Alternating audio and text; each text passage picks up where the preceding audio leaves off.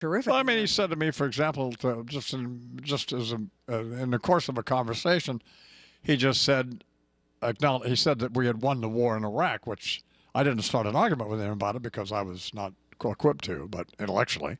But I mean, that's ridiculous. We didn't win any war in Iraq. I mean, why would he say that? You know, it's a very difficult point when there's been a military operation that's been less than successful. I don't care whether it's Vietnam, Afghanistan, Iraq. What do you say to the families who've lost people or who've sacrificed? Or what do you say to a nation who went into that war with the very best of intentions? What about the truth? I'll start there. Well, I think that the Iraq story is an unwritten chapter. We don't know. We were out of there, and we'll see what happens. I think that Iraq will descend into a lot of ethnic and tribal violence. It'll turn into Iran, won't it? No, not necessarily. I think Really? the one I worry about turning to Iran is Egypt.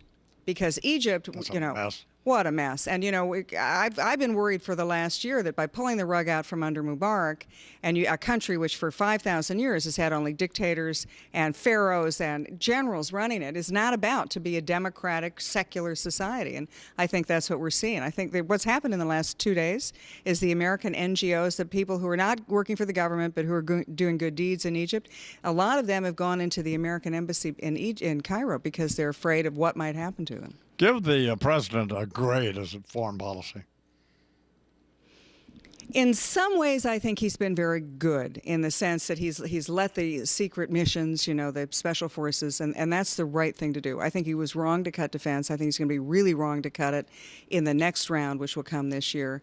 And I think that at the end of the day, the leading from behind thing is a mistake. Now, getting out of Afghanistan and Iraq, you know, the American people are tired of war. No. The crisis, I think the crunch in judging the president's foreign policy is he's campaigning already on the fact that he's been a successful foreign policy president. You know, I got bin Laden, I got al-Awlaki, but I think he's going to have, and probably at the late summer, he'll have a series of crises which will test that leadership ability. It'll be Iran, and it'll be Afghanistan, getting out of Afghanistan, and I think also all those Arab countries.